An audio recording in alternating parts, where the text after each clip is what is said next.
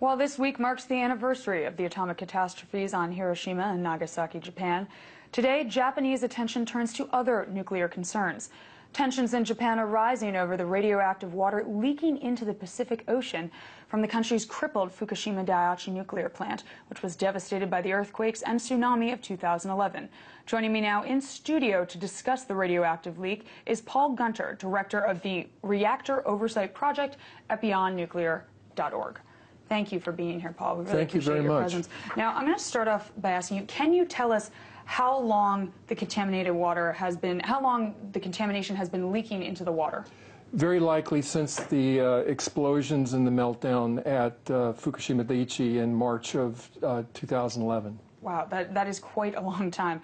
Now, how much and what sort of radiation is leaking into the Pacific? I know there's all different types, so if you can explain that in a little detail. Well, clearly what we've seen now is the movement of radioactive hydrogen, tritium, which is a mobile radioactive isotope, but clearly radioactive cesium, 134, 137, strontium-90.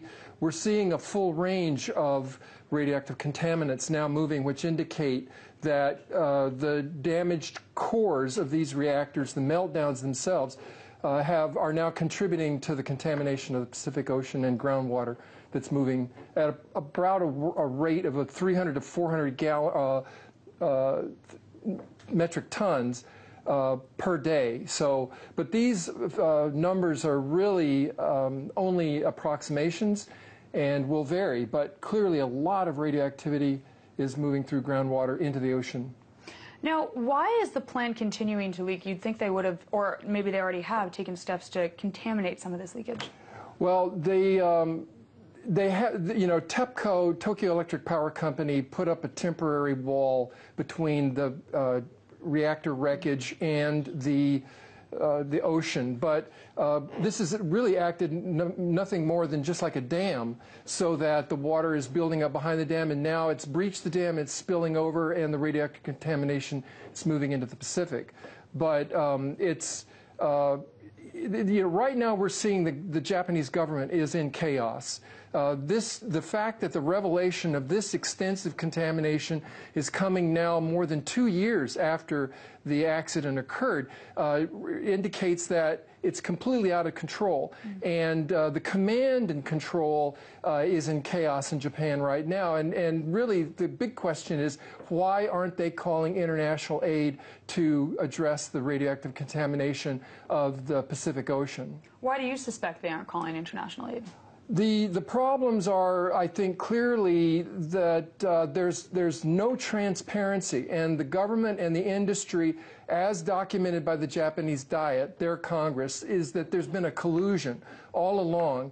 And so what we're seeing is a veil being drawn over the accident to promote an agenda for the restart of these reactors in Japan, and to try to contain the bad news rather than the radiation. That's very concerning, because the radiation is much worse than just the news itself. Now, what can be done beyond these dams that you mentioned before in terms of contaminating the leakage? Well, you know, in order to contain the leaks, we have to isolate the radioactive waste. But indications are right now that the reactor structures themselves have been breached. It's very likely that some of the radioactive material, the melted cores, have moved into the earth, and so the containing, it's beyond containment right now. I think that's the tragedy that we see unfolding as Fukushima's radioactive water crisis is only beginning. That's very concerning. How far has this radiation spread, and how fast is it going while it spreads? Again, some of the radioactive isotopes are more mobile than others. The radioactive tritium, the hydrogen, it moves anywhere water goes because it is radioactive hydrogen and makes up a component of water.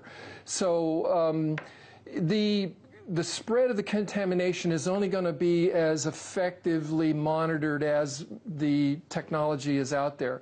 And frankly, we don't know the full extent. Nobody really knows the full extent of the contamination at this point as it moves through not only groundwater but also through the atmosphere and into ocean currents. So we're in a very grave situation right now, as the Japanese government has declared this is a new radiation emergency coming out of a worsening situation at Fukushima Daiichi. Now, what does this mean for the people of Japan and around the world? I think that certainly the concern right now is that the people of Japan want more transparency into what their government is or is not doing about this uncontrolled radioactive catastrophe. The meetings that are going on right now between industry and government are behind closed doors. So the Japanese people are asking for more transparency to get a better understanding of just how out of control this whole situation is. And that's going to be true for New Zealand, for Taiwan, for Korea, for China, for all the immediate Pacific nations, but ultimately it raises concerns for radioactive contamination in the ocean currents in the Pacific. Well, very concerning. We appreciate your insight into this. Thank you for joining me here today. Thank you.